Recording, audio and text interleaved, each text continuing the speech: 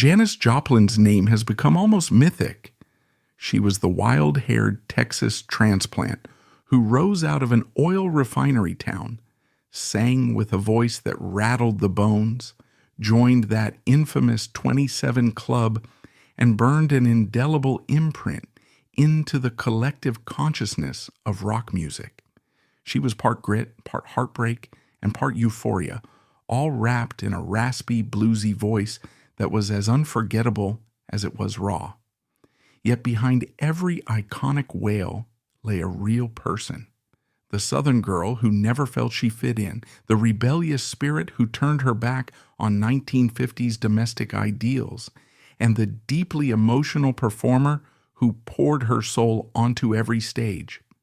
Let's take a winding journey through the life, influences, heartbreaks, friendships, and musical triumphs of Janis Joplin, a woman who lived loud and left us far too soon. She came into the world in Port Arthur, Texas on January 19, 1943, though some sources note slightly different birthdays due to the informal nature of certain records. Regardless, the official year recognized was 1943. Janis was born into a fairly conservative small-town environment dominated by the presence of an oil refinery. Her father worked at Texaco, her mother was a registrar at a business college, and the entire community around them reflected the mores of the 1950s American South. You'd have your Sunday church gatherings, your strong sense of who was in and who was out, and an atmosphere that sometimes felt stifling to young folks who dared to dream bigger. Janis first tested her vocal cords in the local church choir, an environment that gave her a sturdy bedrock of musical experience. She was just a small girl, but something about singing made her feel alive. She'd belt out gospel hymns as if her entire being depended on it, and her parents took note of the enthusiasm in her voice. Church choir solos turned heads. She had a gift for capturing attention, a small spark that might have indicated the blazing star she'd become. Still, life in Port Arthur was no easy road for her. She was never one to conform to the era's idea of a proper young lady, demure, content, focusing on hair and makeup, going steady with some football player.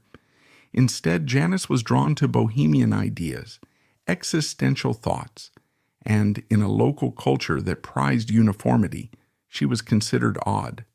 From an early age, the bullying began in earnest. Her hair was frizzy, she struggled with acne that left scars, and she was never a petite or dainty child. All this, combined with her willingness to befriend black classmates, made her a target for the more conservative or bigoted kids in school. They called her a freak, a pig, and other cruel epithets that singled her out. She was known to say, "I was a misfit. I read, I painted, I thought, I didn't hate black people." The pointed remark indicated how jarring it was to live in a community where even mild forms of acceptance across racial lines were taboo. That sense of isolation shaped her worldview and fueled a rebellious streak. If these people in her hometown were going to label her as different, then maybe she'd take that difference and run with it. After high school, she toyed with the idea of conventional life. Perhaps she'd go to college and become something respectable. She enrolled first at Lamar State College of Technology, then ended up transferring to the University of Texas at Austin. But higher education felt constrictive to her free spirit. She'd walk around the UT campus barefoot, scrawling lyrics or poems, carrying around an auto harp, and sometimes singing spontaneously if the mood struck. This was the early 1960s, a time when the seeds of counterculture were beginning to germinate, but it was by no means mainstream. People considered her eccentric, borderline scandalous. Then came a particularly cruel blow. A group of fraternity boys orchestrated a campaign to name her ugliest man on campus, an attempt at humiliating her. They succeeded in organizing a shameful campus joke that underscored how deep the social cruelty could go. Janis was mortified. The humiliation was so intense that it would remain in her memory forever. It might have driven a lesser person away from music, from the spotlight, from any sort of public attention. But for Janis, it became part of her personal mythology, pain morphing into defiance. During that time at UT, she performed occasionally with a group called the Walter Creek Boys. That name might sound random now, but it's emblematic of how Janis had to carve space for herself in male-dominated environments. The guys allowed her in because her voice was simply too powerful to ignore. She'd croon folk tunes, belt out the blues, and captivate small bar audiences in the Austin area. People who saw her then claimed they'd never encountered such unbridled emotional power. If a typical folk singer offered a calm presence, Janis was a storm that no one could contain. Yet despite her talent, academic life didn't stick. She drifted, leaving the University of Texas before graduating, bouncing back and forth between Austin and her home in Port Arthur. Her parents worried. Their daughter was clearly special, but she also seemed restless, moody, and prone to extremes. She drank heavily, partied with new acquaintances, and was rumored to be dabbling with drugs even at this early stage. The mid-1960s saw an entire generation flirting with rebellion, but Janis jumped straight into it. So it wasn't long before she decided to chase the big dream, heading west to join the thriving music scene in California. She'd heard about the folk enclaves in the Bay Area and the emerging psychedelic rock wave in San Francisco. So she took her scratchy demos, her raw style, and her unstoppable drive to see if maybe she could find her place. San Francisco during the mid-60s was a hothouse of experimental music, hippie ideals, and cultural revolution.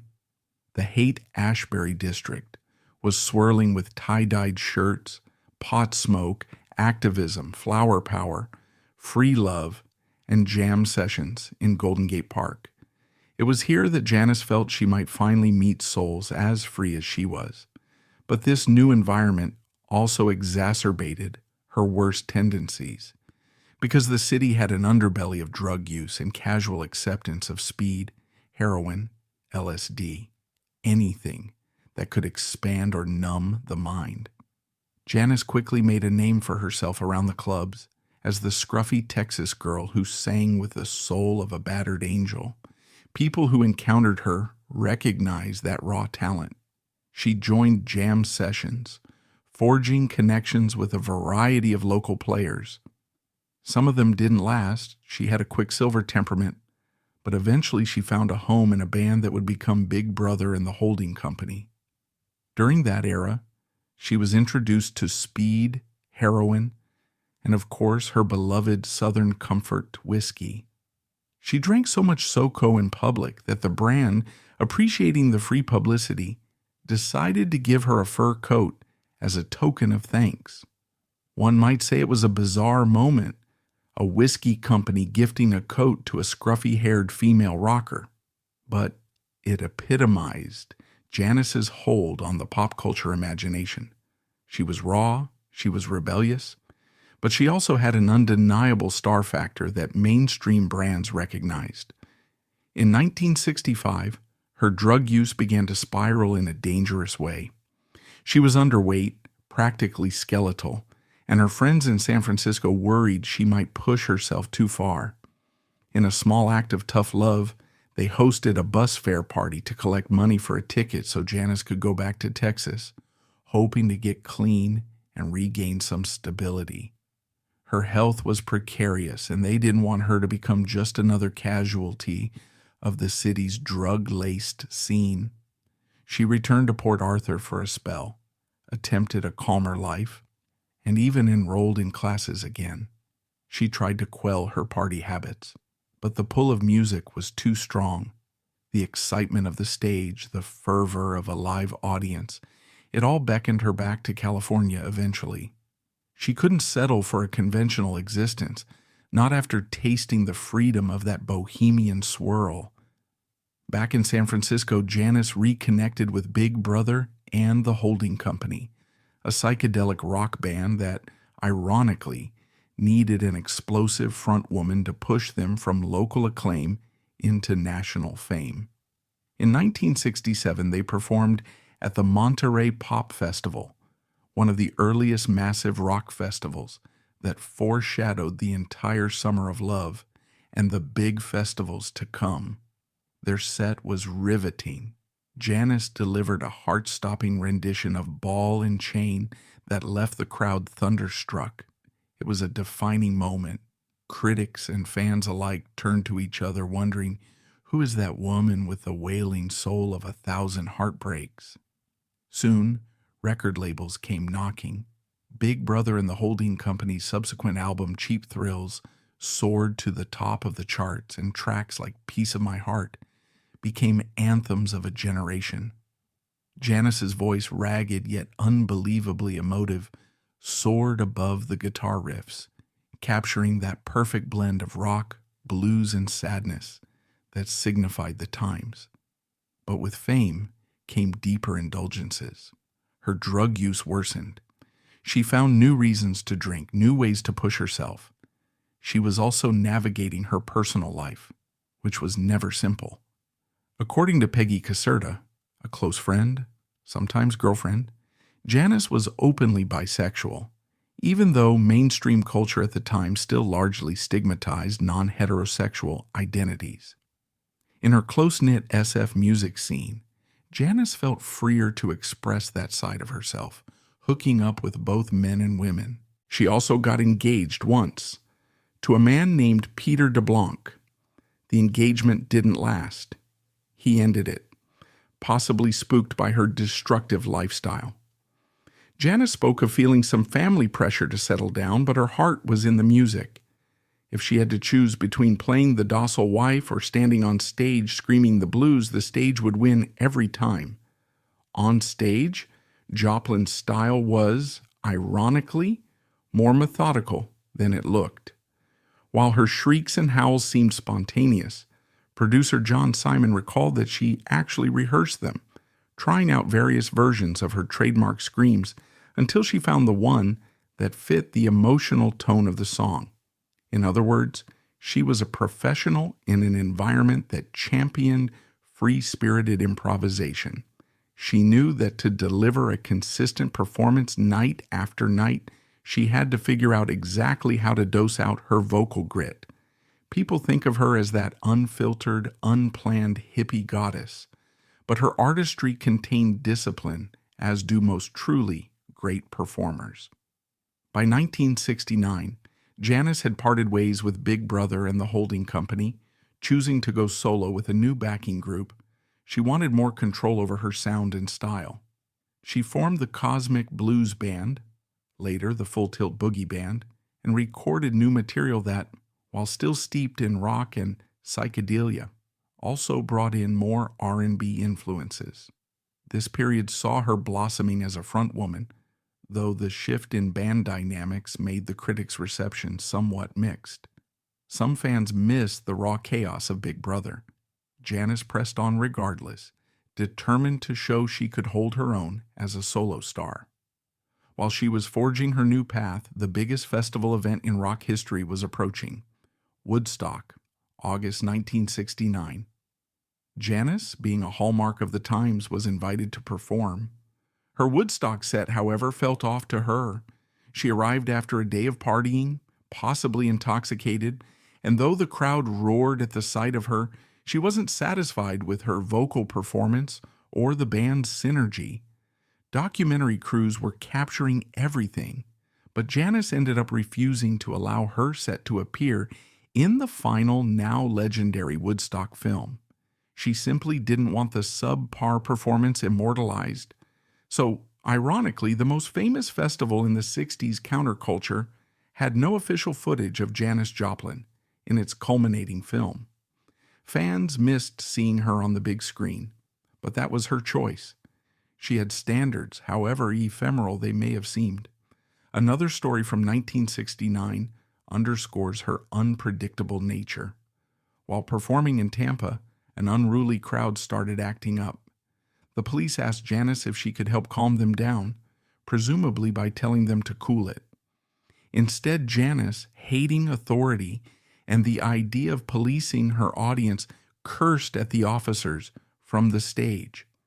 In a twisted turn, that scolding made the crowd settle down, as if uniting them in defiance.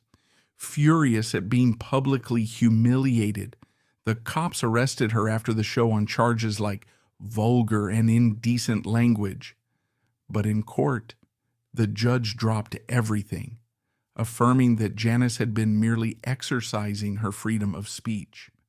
Another highlight from that year was her on-stage collaboration with Tina Turner at Madison Square Garden. Tina Turner was one of Janis's idols. The dynamic performance presumably left Joplin in awe. She'd said on multiple occasions that she tried to harness a fraction of Tina's raw stage energy. Considering how ferocious Joplin herself was, one can only imagine the sparks that flew when the two took the stage together. Despite all the excitement, Janis's relationship with substances was an ever-present ghost.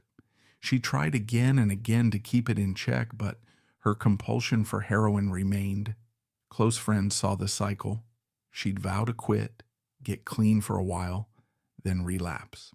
She also drank Southern Comfort like water. Meanwhile, her personal style continued to shift. She started sporting flamboyant clothing, feather boas, tinted glasses, wild hats. Her entire vibe was a patchwork of hippie flamboyance and rebellious grit. Fans recognized her instantly. Southern Comforts even became so synonymous with Janis that many younger fans ended up trying it just because they wanted to emulate that gritty mystique. One of Janis's big regrets was that Bessie Smith, the legendary blues singer who heavily influenced her, had been buried in an unmarked grave. People said Bessie's family didn't have the funds or the means to mark it. In a heartfelt gesture, Janis and a friend pitched in money for a headstone, ensuring that the Empress of the Blues was properly honored. That act illustrated Janis's sense of lineage. She saw herself as part of a tradition of powerful female blues vocalists, even though she mostly performed rock. She believed that women like Bessie Smith had paved the way for her to exist as a woman, belting out heartbreak and desire on stage. Her final year on Earth was a roller coaster, culminating in her greatest commercial success and her abrupt end. By 1970, she'd assembled a new group, Full Tilt Boogie Band, and started recording an album that felt more confident, more mature, and more wholly Janis than anything before. The sessions resulted in Pearl, an album that offered everything from the raucous Move Over to the heartbreak-laced Cry Baby, to a haunting a cappella track called Mercedes-Benz, which Janis spontaneously recorded in one take.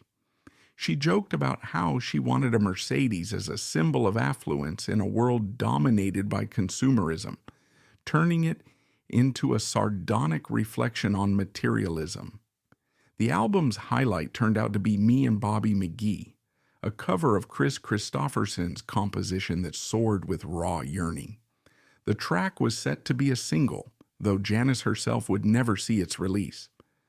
On October 4th, 1970, she failed to show up for a recording session. Concerned band members checked the Landmark Motor Hotel in Hollywood, where she was staying. They found her body on the floor of her hotel room, dead from a heroin overdose at 27. The tragedy reverberated throughout the music world. Just a few weeks earlier, Jimi Hendrix had died, also at 27, and in less than a year, Jim Morrison would similarly pass away at 27. The press latched onto the phenomenon, coining the now famous 27 Club. The synergy of losing so many iconic figures at that same young age gave fans a chilling sense that the era was devouring its own. Janis's death felt especially poignant because of how alive she'd always been on stage, how unstoppable she appeared, how she gave everything to the audience, even if she had little left for herself. Her funeral was not the typical solemn ceremony. Instead, Janis had left money in her will, about $2,500 to throw a party for her friends. She'd insisted she didn't want a grand, mournful funeral full of tears. Rather, she wanted people to celebrate, to raise a glass, to jam in her honor.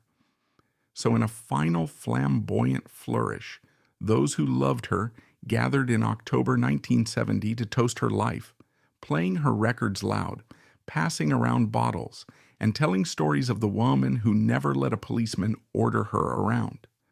Pearl, that final album, was released posthumously in 1971. Its crowning glory, Me and Bobby McGee, soon climbed to #1 on the charts, the only time in her life that Joplin landed a chart-topping single. But she wasn't there to revel in the success. The album soared, beloved by critics, fans, and a new wave of curious listeners, discovering her raw voice for the first time. Over the ensuing decades, Pearl would keep selling, eventually becoming her best-selling record. Each new generation found something mesmerizing in Janis's guttural moans, that intangible soulfulness, the sense that she was tearing herself open with every note. While she only had a few short years in the spotlight, the posthumous rise in her record sales and her continuing influence on female rockers is beyond dispute. Women from different corners of the music industry have cited her as an inspiration, praising her refusal to be pigeonholed. She was the girl from a conservative Texas town who howled at the moon, brandished a bottle of whiskey, fronted multiple rock outfits, and left a cultural crater the size of which few can match. She represented a departure from the polished, choreographed female pop acts of earlier decades. Instead of wearing a prom gown and singing sweet love songs, she wore messy hair, lived on the edge, and bellowed heartbreak in a manner that had never quite been mainstream for a woman. Fans have often wondered about her personal keepsakes. She was known for carrying around a giant purse filled with random items, scraps of paper scrawled with lyrics, room keys from motels across the country, Polaroid snapshots, half-eaten snacks, guitar picks, an alarm clock, and those ever-present bottles of Southern Comfort. To Janis, that purse was a mobile representation of her life on the road. She'd spill it out onto a limo floor or backstage area without shame, rummaging for something, then gather it all back up. One might call it messy, but that chaos was her trademark. She lived in a swirl of spontaneity, rarely making decisions that didn't revolve around how free she felt. Another dimension of her significance was how she became a figure for women's liberation. She didn't preach slogans from a podium, nor write feminist theory. Rather, her existence, refusing to conform to Texas beauty standards, forging her own path in rock, screaming out emotions typically stifled in women, symbolized the break from 1950s domestic ideals. She was a misfit who overcame the bullying, a woman who embraced her own sexual fluidity, a singer who didn't care if her hair was teased to perfection or if her clothes matched. She championed a new model of womanhood, unrefined, intensely vulnerable, openly sexual, and in possession of her own destiny. That intangible rebelliousness influenced not just female rockers who came after her, but also countless regular women who saw in Janis someone who refused to let a narrow society define her. Janis Joplin's life was a whirlwind of pain, passion, and unparalleled talent. Though her time was tragically short, her music continues to inspire generations, and her voice remains one of the most iconic in rock history. But we can't help but wonder, what could she have accomplished if she had lived longer? What's your favorite Janis Joplin song or memory? Let me know in the comments below. Don't forget to like, subscribe, and turn on notifications for more. Thanks for watching, and I'll see you in the next one.